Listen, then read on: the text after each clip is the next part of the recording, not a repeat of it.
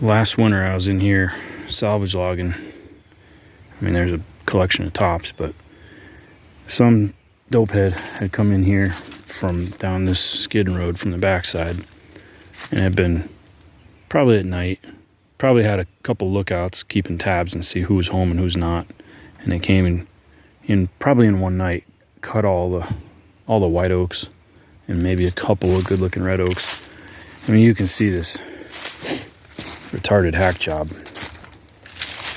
Somebody just doesn't know what on earth they're doing. This is 3 attempts.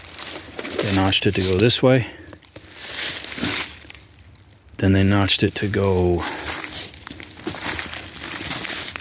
this way and then the other way. And I think it probably just broke off.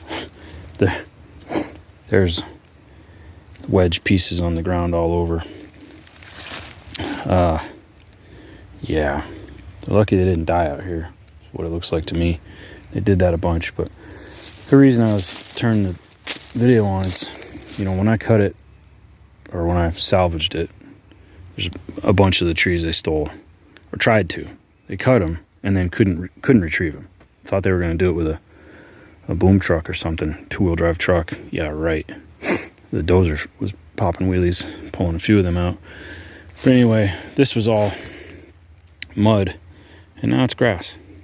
You know, it got cleared. It got sunlight. It got disturbance. The seed bed was probably waiting a century for its chance to open up and show what it could do. So as soon as you put sunlight down on this woodsy ground and put enough disturbance to rake off the leaf litter, you're going to get pasture grasses. You're going to get wild flora and fauna are going to fill in space. Nature does not like being bald and naked. Neither does anybody else. Now, in through here, it's not going to open up because there's too much canopy, too much shade, and too much leaf litter. So this is what high grading looks like. We've got old stumps. There's a few. There's another. Right up there's another one. And then we got fresh stumps. This is from a timber theft. But nothing else has been removed. Just all this ratty stuff.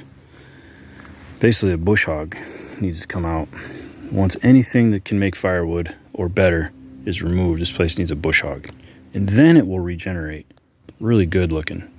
So there's no problem with the fertility in the soil or with the quality of the genetics in the seed bank, although for being devoid of fast-growing trees for a long time, the bulk of the seed bank is full of ratty, poor genetics. But still, you let them race and you take the best.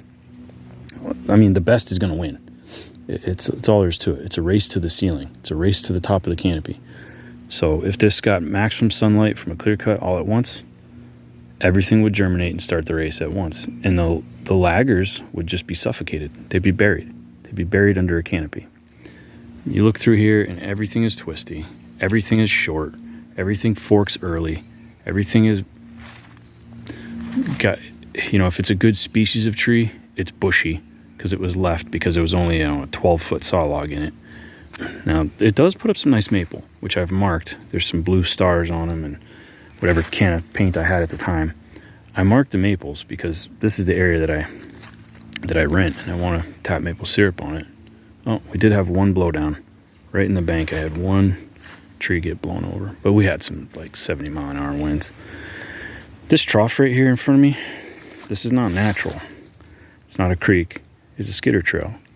This piece of land has been a commercial timber property before it was subdivided. It was the whole neighborhood was a 200-acre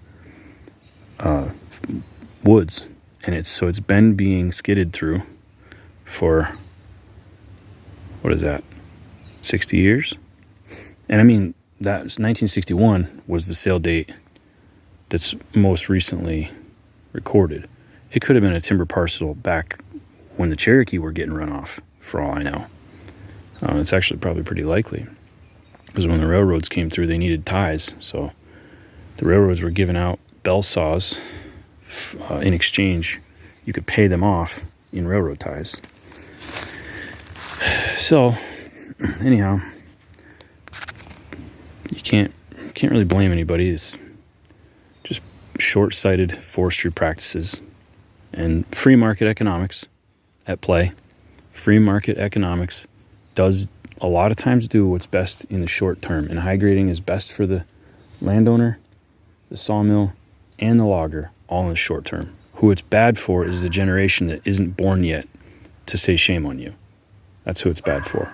And now that I'm born and I hate to use the phrase, now that I have a voice, because everybody has a voice, but now that I have the ability to point fingers, now that I have the understanding and the ability to point fingers, who do I point them at? The people who did it are dead. So high grading is kind of like the perfect crime. You know, it's in the process, it's just, oh, somebody's logging over there. It's not for 30, 40, 50 years that the general consensus is, wow, the people who logged that did a really bad job. Food for thought.